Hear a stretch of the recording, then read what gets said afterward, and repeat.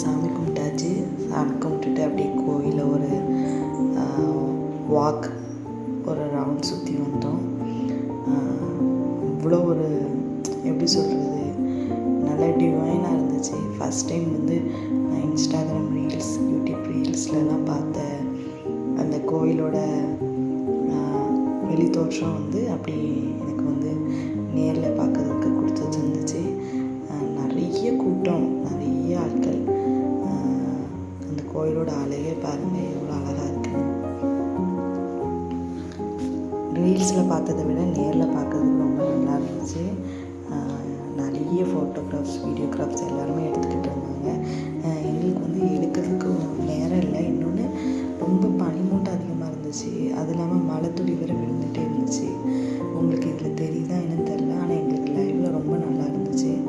So முடிஞ்ச அளவுக்கு 2-3 photos எடுத்துகிட்டு அங்கேருந்து கிளம்பியாச்சு. லட்டு தான் நல்லா பர்ஃபார்மன்ஸ் பண்ணிகிட்டு இருந்தாங்க. அந்த பேக்ரவுண்டு பாருங்கள், நல்லா இருந்துச்சு. நான் ரொம்ப ரசித்து வீடியோ எடுத்தேன்.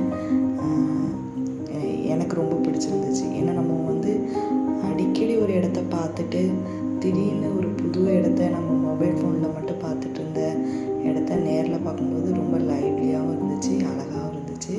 இந்த மயில்லாம் இன்ஸ்டாகிராம் ரீல்ஸில் வரும். இந்த கப்புள்ஸ்லாம் போய் வெட்டிங் ஃபோட்டோ ஷூட் எடுப்பாங்க. அப்போ பார்த்துருக்கேன். அதுக்கப்புறம் இப்போ தான் நேரில் பார்க்குறேன். அதாவது ஃபோனில் பார்த்தப்பறம் நேரில் பார்க்குறேன். லட்டுவோட பர்ஃபார்மன்ஸை பாருங்கள்.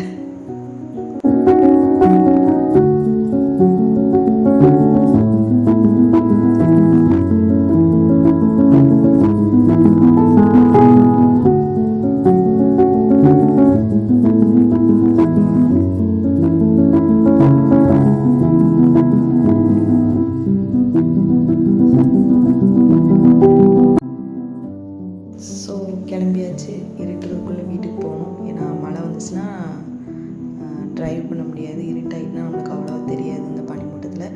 ஸோ நாங்கள் ஒரு 5:30-5:40 கிளம்பிட்டோம். வீட்டுக்கு ரீச் ஆக ஒரு 7:30 கிட்ட ஆயிடுச்சு. ஏன்னா நாங்கள் இடையில வந்து கொஞ்சம் மழை பெஞ்சதுனால இடையில கொஞ்சம் பிரேக் எடுத்துட்டோம். அதனால தான் வீடியோ கண்டினியூ பண்ண